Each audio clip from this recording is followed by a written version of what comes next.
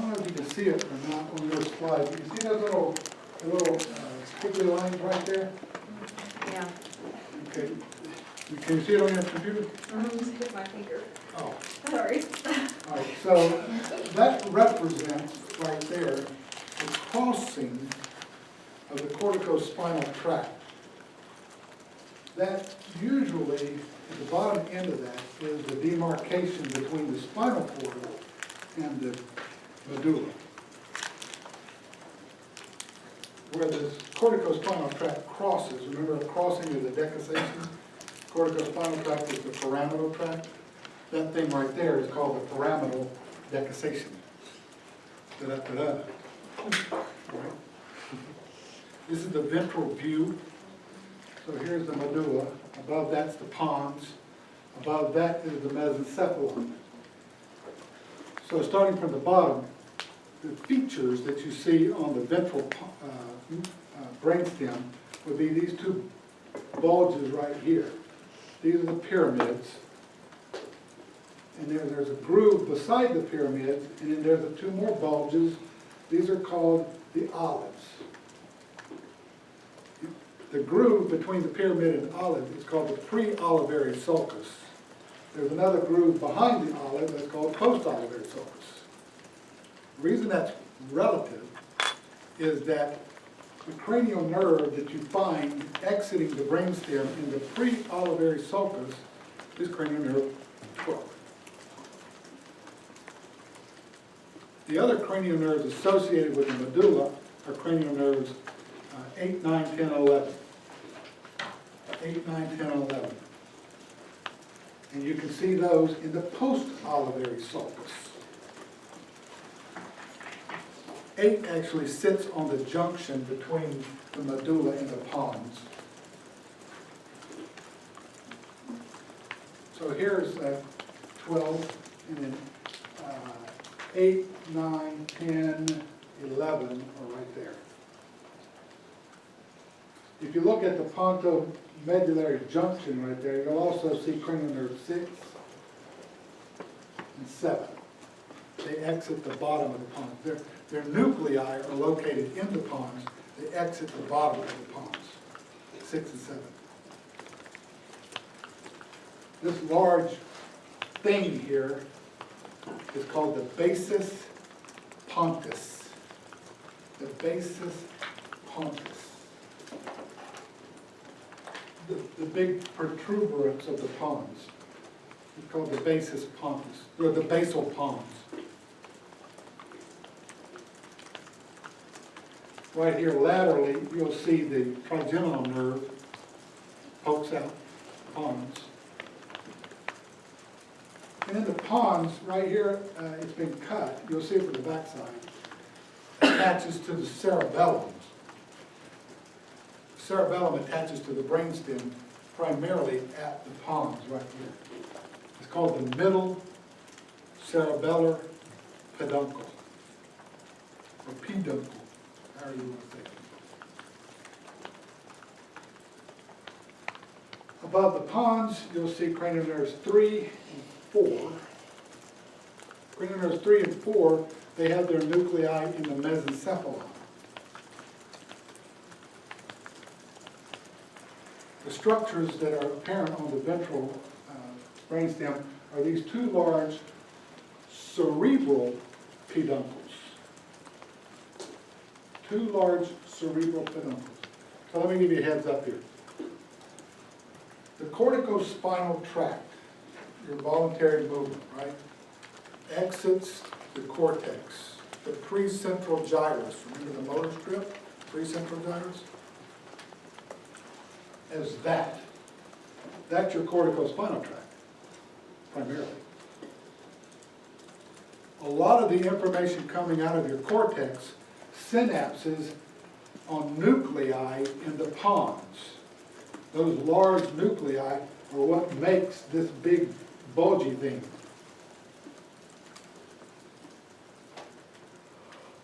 That information is relayed to the cerebellum through the middle cerebellar peduncle. And then what's left of the corticospinal tract goes to the pyramids.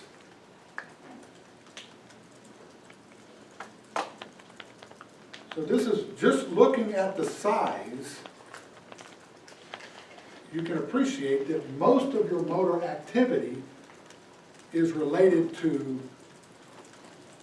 modulation rather than the formation of the pyramid, the pyramidal tract. Matter of fact, 90% of it is. That's impressive. So that 90% of your motor activity is modulated versus a true action. These two little things right here, the mammillary bodies, the stalk of the pituitary, that's tomorrow's lecture. On the back side, on the dorsal side of the brainstem, starting with the medulla, you have a couple of bumps. You've got a midline here, midline sulcus, and you've got one bump and two bumps. Those two bumps house the nuclei of the dorsal columns. Remember, the dorsal columns are coming up from below. If this is the dorsal side of the brainstem, here are the dorsal columns right here. The medial one is called the tuberculum gracilis. The more lateral one is called the tuberculum cuneatus. Underneath them is the nucleus cuneatus and the nucleus gracilis, containing the second order neurons of the dorsal column pathway.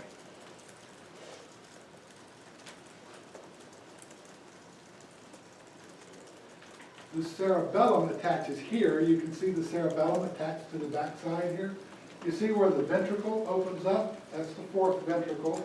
So what you're looking into here is the floor of the fourth ventricle. There's the large middle cerebral peduncle right there. There's also a superior and an inferior cerebellum peduncle. Those peduncles transmit to the cerebellum and transmit out of the cerebellum other pathways. Like remember the spinocerebellar tract we were talking about yesterday? That's going to go through the superior or inferior cerebellum peduncle. It's only the pons that goes through the middle, and it's by far the largest. And if you look on the floor of this, the fourth ventricle here, right there at the bottom, that's called the obex. The obex is where you'll find the foramen of Magendie, where the CSF is one of the two places where the CSF leaves the ventricular system. The other two are over here, Luschka, laterally, which are below the cerebellar peduncles. See that? So when you're talking about the medulla really starts right about here, down. So part of the medulla is going to be closed, part of it's going to be open. When I refer to the open medulla, I'm talking about the part that's in the fourth ventricle. The central canal will be inside of here. The fourth ventricle continues as the central canal.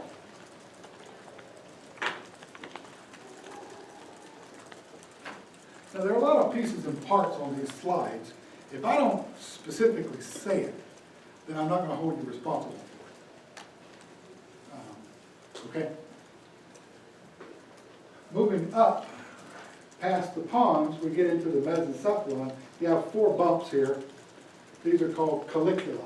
There are two inferior colliculi, two superior colliculi. You can see the fourth cranial nerve coming off the dorsal aspect of the mesencephalon. It's the only cranial nerve that you'll see on the back side. I told you that back in neuroanatomy. I mean, gross anatomy. That's the fourth nerve right there. The inferior colliculi are relays for hearing. The superior colliculi are relays for vision. In a nutshell. Above that, you get into the pineal body, the third ventricle. That's tomorrow's discussion. So the mesencephalon stops right there. But you need to keep in mind, though, that between the third ventricle and the fourth ventricle, in through here is where you'll find the little tiny cerebral aqueduct.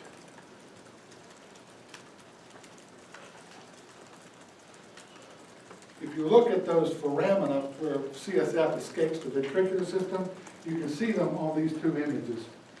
And I can't because of the glare. But you can see Luschka here and here.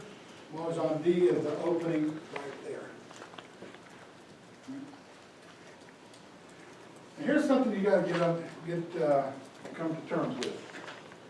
And I mentioned it yesterday, that when we're talking about nuclei, and a nucleus inside the CNS is a collection of cell bodies, right? A ganglion is outside the CNS, a nucleus is inside the CNS. They're in columns, they're not two-dimensional, they're three-dimensional. This illustration here, in these shaded areas, shows the extent of different nuclear groups in the brainstem. If you're talking about the nucleus that transmits sensation from the face, it actually runs from the spinal cord all the way up to the mesencephalon. It's a long nucleus. Others are just little round spots. And we'll see those as we start sectioning through the brainstem. But this is what you want to keep in mind, that things are three-dimensional. You also need to keep in mind where things are, because a tumor here is going to affect different cranial nerves than a tumor up there. How you get the fourth ventricle is like this. Here's where your spinal cord, or your early embryonic definitive spinal cord, started out as a tube. The top of the tube, the dorsal aspect of the tube, opened up to form this type of arrangement. If you look at this tube here, there are two plates. There's a basal plate and an alar plate. Generally, the basal plate is motor, because this is where your alpha motor neurons are going to eventually come from, right? The alar plate is where you receive sensory information. So if you look at how this thing opens up, as you get up into the fourth ventricle, and you start looking at these nuclear groups, you can bet you're going to be correct if you say, since this would be the basal, that would be the alar, that motor nuclei are going to be more medially, sensory nuclei are more lateral. Let's take a couple of sections here and see what we're talking about. This is through the medulla. This is the closed medulla up here because there's a central canal. It's actually the transition between the spinal cord and the medulla. You see there's the ventral horn of C1. Remember from anatomy that C1 has no dorsal root ganglion. There's no sensory component to C1. You don't see a dorsal horn up there. What you see is the spinal nucleus of 5. Going back to this image right here, you see cranial nerve 5 takes the place of the dorsal horn. The dorsal horn is sensation from your lower body, right? Once you get up here into your brainstem, now you're talking about sensation of the face. And that's what this is. Spinal nucleus of 5 is a relay for sensation from the face. We'll see it later on. Here's the decussation of the pyramids, the crossing of the corticospinal tract. The pyramids there, remember, they are located right there.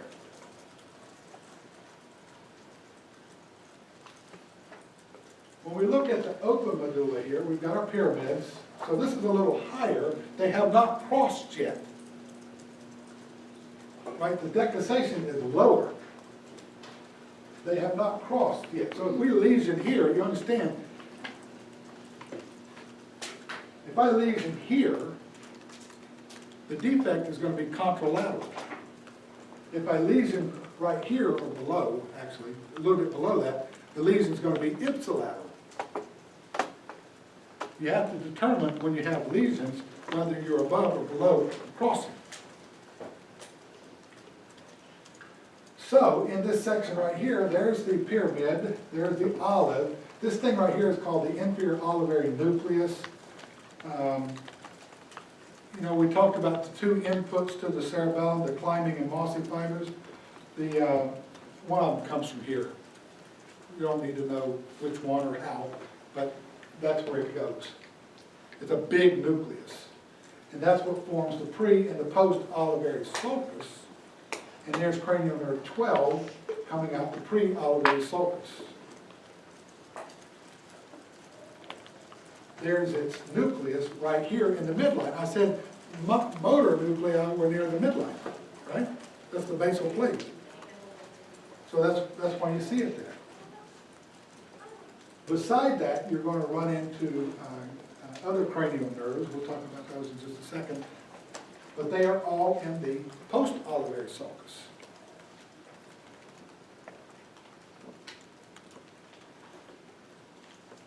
If we look at cranial nerve 11, and we're going to start just going up through the cranial nerves, and I'm going to show you their structure.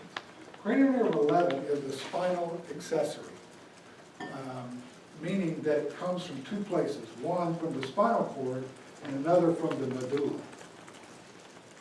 These fibers essentially come together to go to these, they're called branchiomeric muscles. In other words, they arise from the gill arches.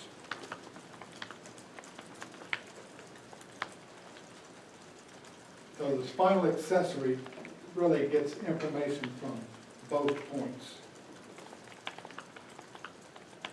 If we look at cranial nerve 10, cranial nerve 10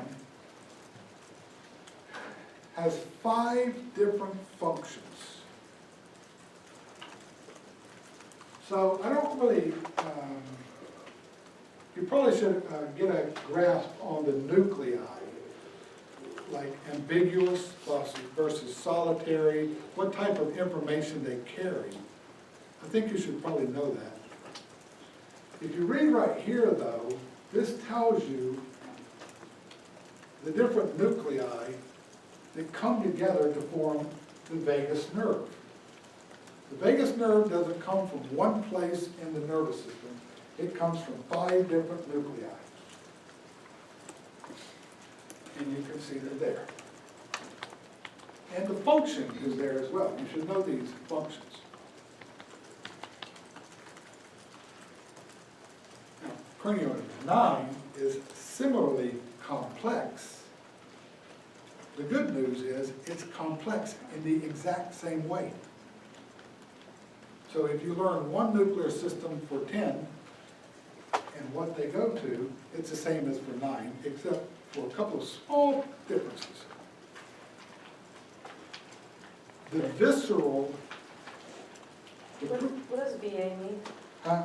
VA? Visceral aberrant. Sensation from the viscera. So 10 is an autonomic nerve, right? It goes to the heart, lungs, GI tract. The autonomic component of 10 is called the dorsal motor nucleus.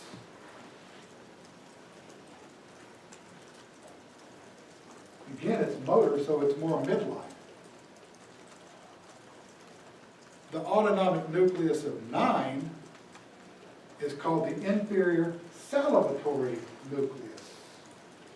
Inferior salivatory nucleus, which sits right there. It's the preganglionic parasympathetic to the parotid gland. Remember that? 9 supplies the parotid gland.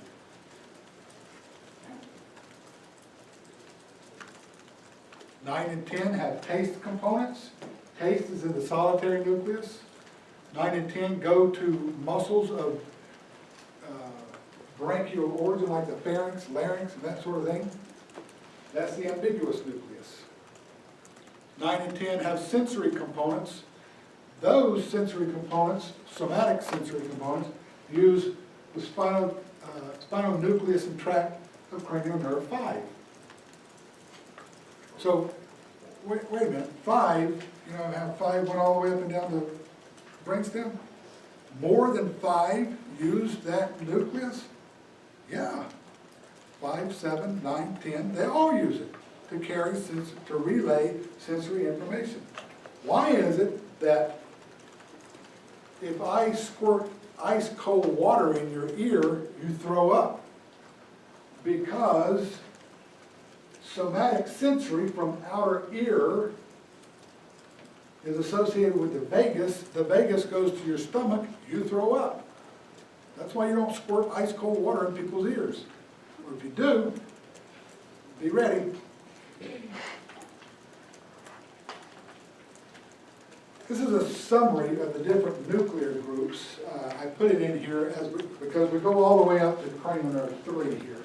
So this is a summary chart showing you all of them. It's easy to memorize this way. One thing about cranial nerve nuclei you need to be aware of. If I have a stroke up here, of my corticospinal tract, it involves my corticospinal tract, I'm going to lose, I'm going to have paresthesias and loss of muscle tone to the contralateral side, right? You remember the motor homunculus? You flip over like that, and the face is right there, right? So if we've got the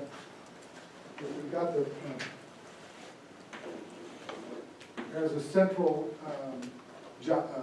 sulcus. Here's the precentral gyrus. This is the motor strip, right? There's the postcentral gyrus, that's the sensory strip. So here's my hand, and there's my face. If I stroke this, why is it that my hand is now paralyzed, but not my face? Why is it that swallowing is never impacted with a stroke? Because, unlike the muscles, there's axial and limb muscles, almost all of the brainstem nuclei are bilaterally innervated from the cortex. There are some exceptions, but generally, a person with a stroke does not lose the ability to chew. That's muscles of mastication, that's cranial nerve 5. They don't lose the ability to move their tongue. That's 12. They don't lose the ability to swallow. They don't lose their extraocular eye movement muscles. Why? Because they're bilaterally innervated from above. You stroke one side, you got the other side taken care of. The descending input from the cortex to the brainstem, these are called corticobulbar fibers. You say bulbar, that refers to the brainstem. Corticobulbar fibers. Right? Isn't it with a stroke, your forehead does not droop, but with We're going this to it cover does? that. We're going to cover that. All right? So we've done 12, 11, 10, 9. This is 8. This is the vestibular portion. The vestibular nuclei, as I said, was on the junction of the medulla and pons.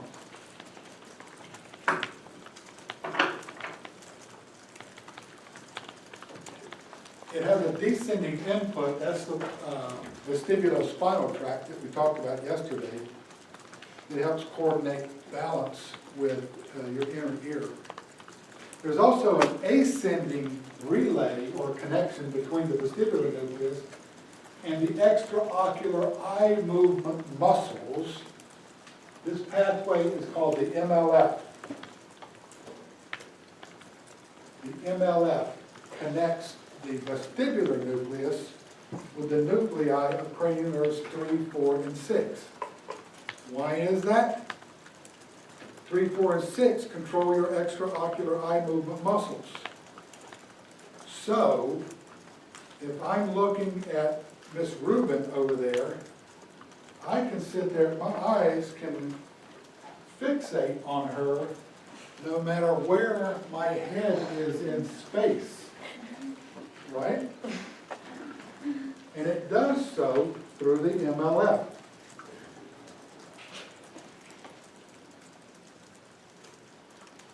there's a condition called Dahl's eyes. It's a special test, you need to Google it, Dahl's eyes, that are testing the function of the vestibular nucleus and its connections to the nuclei 3, 4, 6. If you have a brainstem lesion that interrupts that pathway, you have what are called Dahl's eyes. It has to do with taking an unconscious person and rotating their head and what happens to their eyes. Go wherever you rotate that. Well, yeah, like a doll's eyes are painted on. You'll learn this in phys die, and I don't want to get into it here, but if you have doll's eyes movement, that means you have significant damage to the brainstem.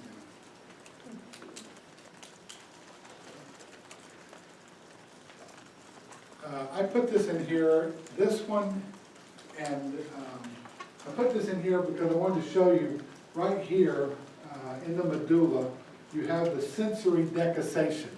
Remember we talked about the gracile and cuneate nucleus yesterday and the crossing into the medial lemniscus? That's where that occurs here in the medulla.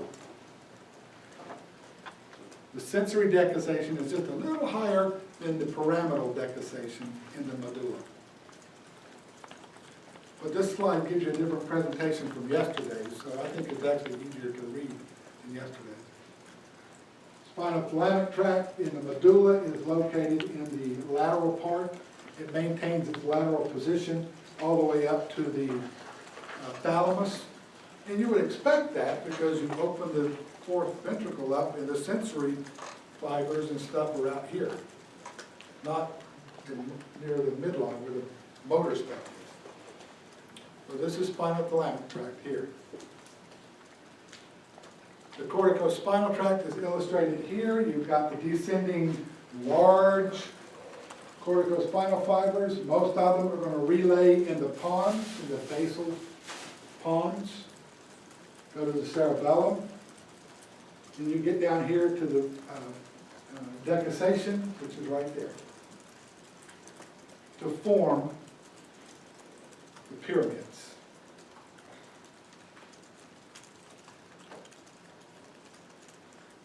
It's not much more complicated than this. I mean, this is, you know, actually it is, but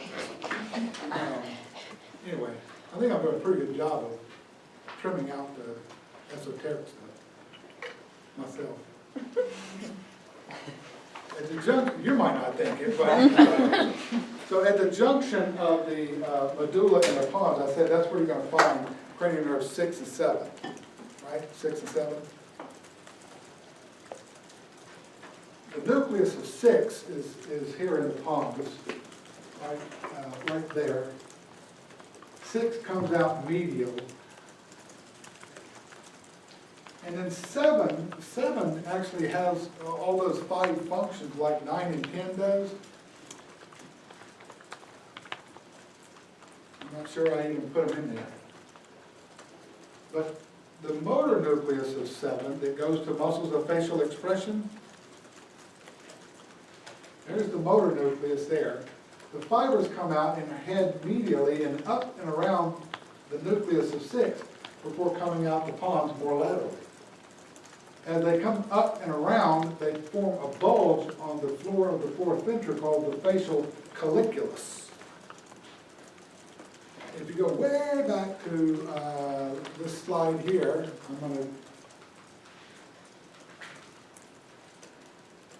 you should be able to see the facial colliculus somewhere right there. Little bump on the floor of the fourth ventricle. That's the facial colliculus formed by these looping fibers. If you also look at this section right here, you'll see that cranial nerve 6 comes out more medial than cranial nerve 7. And that's exactly what you see on this slide right there. Here's the basis pontus here. these dark spots, representing huge nuclear groups forming that big bulge. The synaptic, the fibers will go into the middle cerebellar peduncle, which is here, into the cerebellum. We'll talk about cerebellum on Thursday. Everybody understand that picture? And here's the medial lemniscus right here. As you start to go up through the brainstem with that dorsal column medial lemniscal pathway. Here's another example of how big it is. This is the nuclear group of the pons here. This is the part of the pons where fibers are going up and down, from the cortex, other pathways. And the nuclear groups are back here. All this huge thing here, this is the basal pontus with the nuclear groups going to the cerebellum. Huge, and that's the cerebellum up there. In this section right here,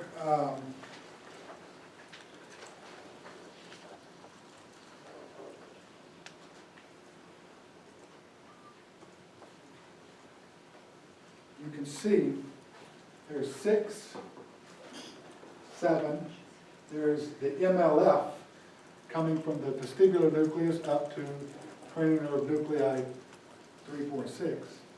It travels here in the midline.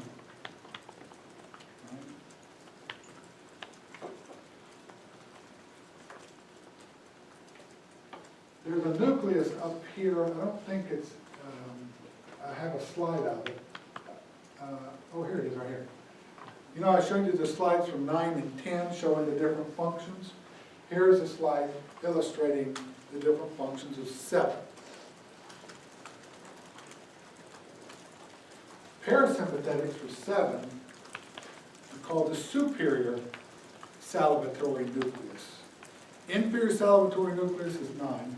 Superior salivatory nucleus is 7. Superior salivatory nucleus, preganglionic parasympathetics for the lacrimal gland, submandibular and sublingual glands.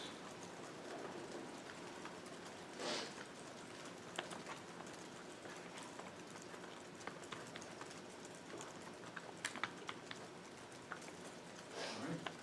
This is what Brad was talking about earlier. There's one odd duck here about these cranial nerve nuclei, and that involves the motor nucleus of 7.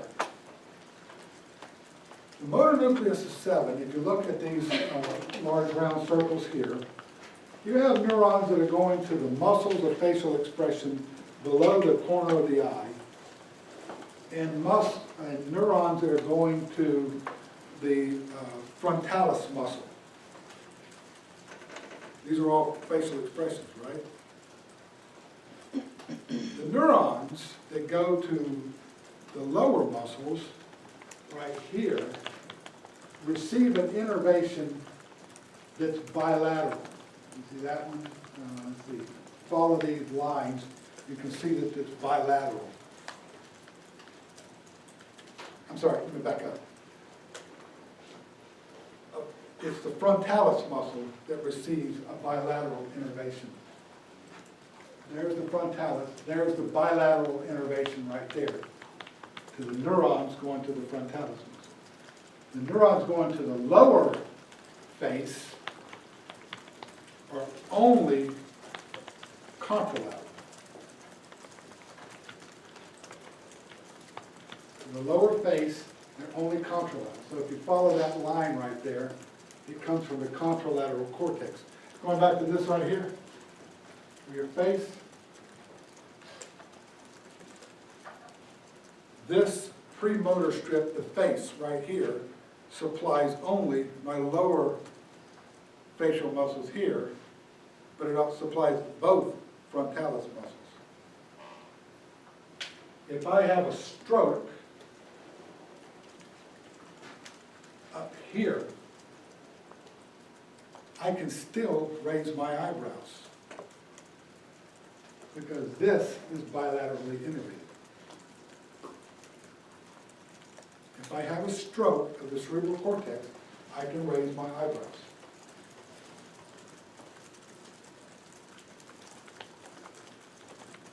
If I have Bell's palsy, which affects the nerve,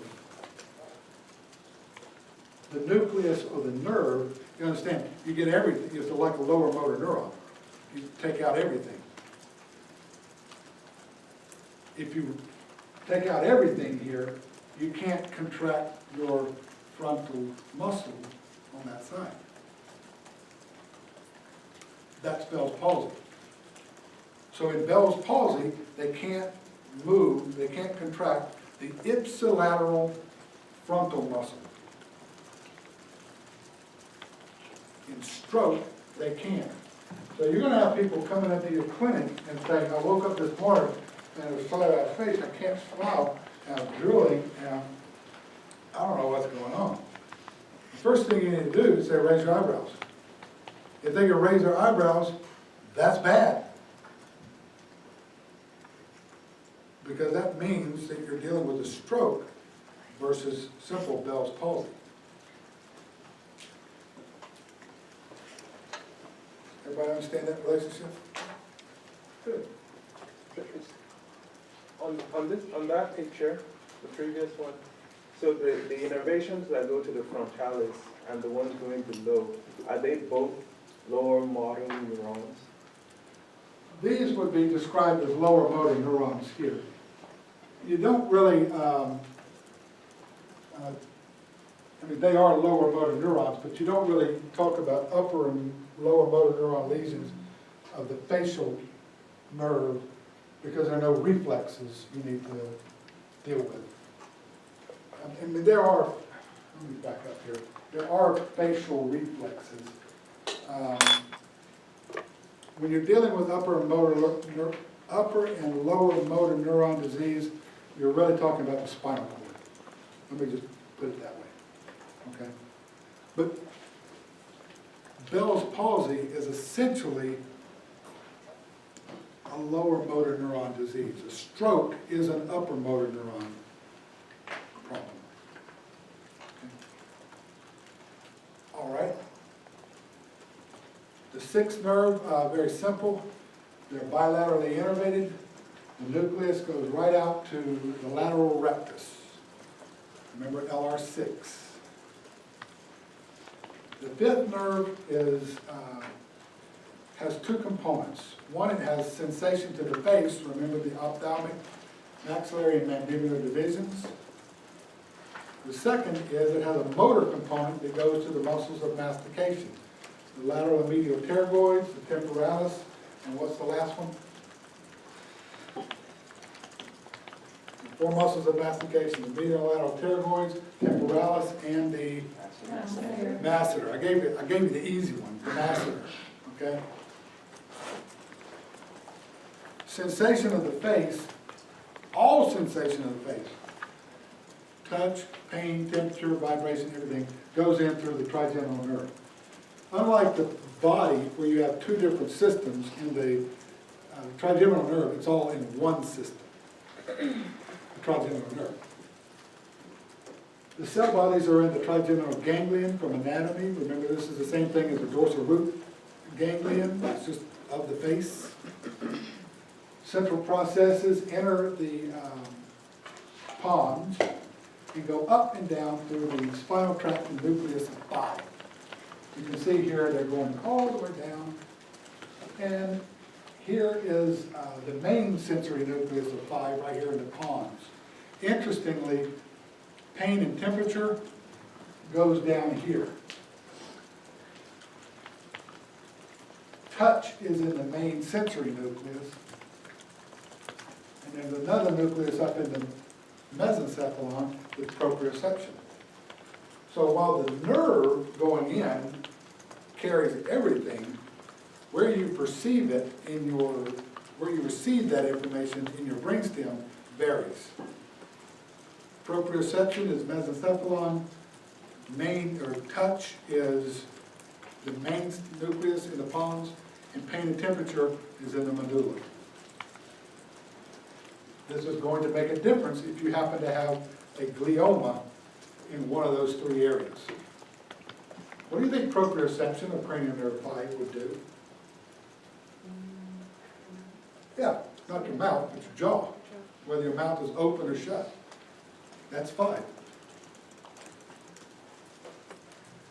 Here's an illustration of these connections. Now, these are the first order neurons, right? Like out here in the dorsal root ganglion.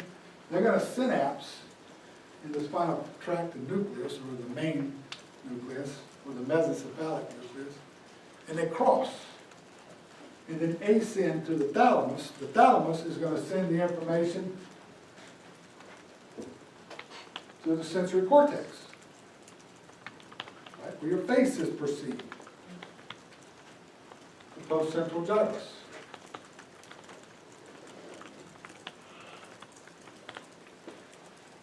Trigeminothalamic projections. Now, remember yesterday I talked about the dorsal column pathway and the spinal thalamic tract. They synapsed in the VPL nucleus of the thalamus. VPL nucleus. The trigeminothalamic tract synapses in the VPM nucleus of the thalamus.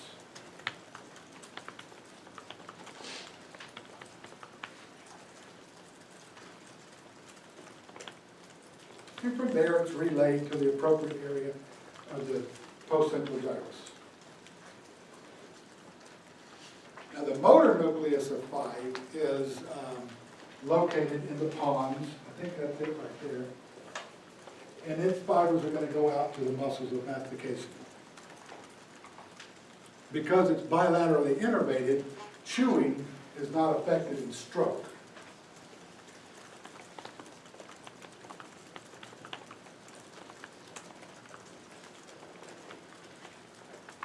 Relays for cranial nerve 5. This is the kind of stuff I kind of like.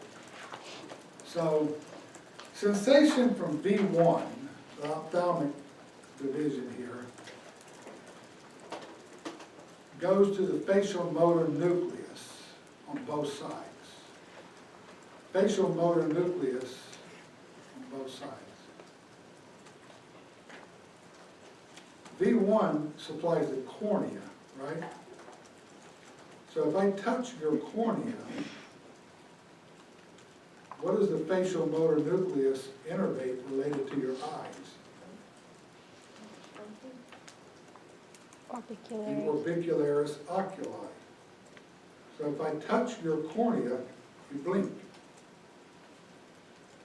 So I tested cranial nerve 5 and 7. Because it's bilaterally innervated, you blink both eyes.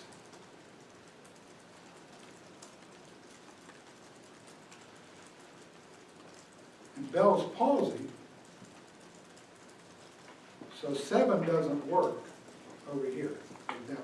Let's say 7 doesn't work. If I touch this cornea, only this side can blink. If I touch this cornea, the same thing happens. This side doesn't blink because I have Bell's palsy. If I had a stroke, both sides would blink. So, cranial nerve 5 also projects to the superior salivatory nucleus. So when you get something in your eye, what happens? You start tearing.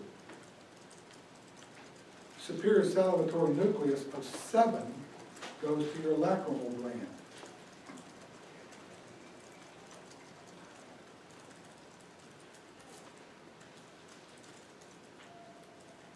Five also goes to your superior and inferior salivatory nucleus for salivation. Why? How do you know that? Take a piece of something without taste. Ice. Not ice, that's not a good one. If you put something in your mouth without taste, you still salivate. Why do you salivate? You salivate because of the pressure that's inside your mouth. What supplies sensation inside the oral cavity? Cranial nerve 5. If you bite down on something, well, if you bite down on something, you gotta get your tongue out of the way. If I'm using my muscles of mastication to chew, I don't want my tongue there. So 5, the motor component of 5 is connected to the motor component of 12 to keep them apart. And finally, 5 is connected to 10 so that textures in your mouth you perceive through proprioception.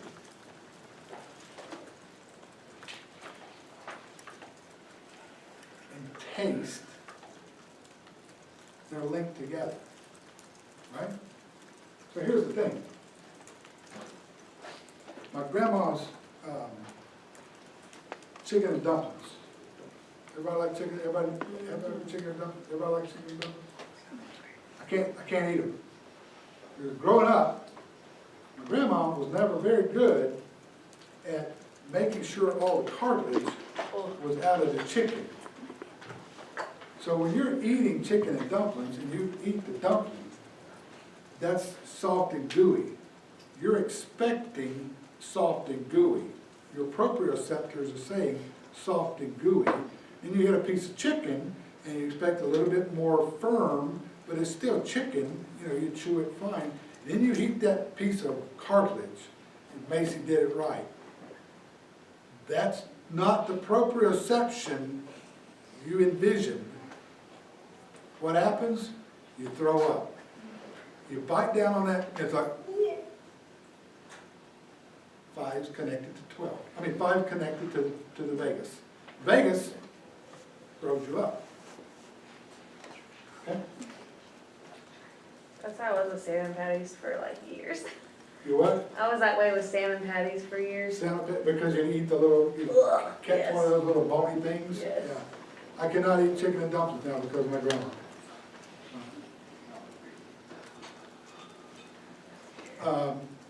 Diseases of the pons, usually they're either going to be vascular in origin or they're going to be tumors. That's how you get diseases of the pons. They're going to be place-specific in terms of their focal neurologic signs, depending on where in the pons they are. And there you go.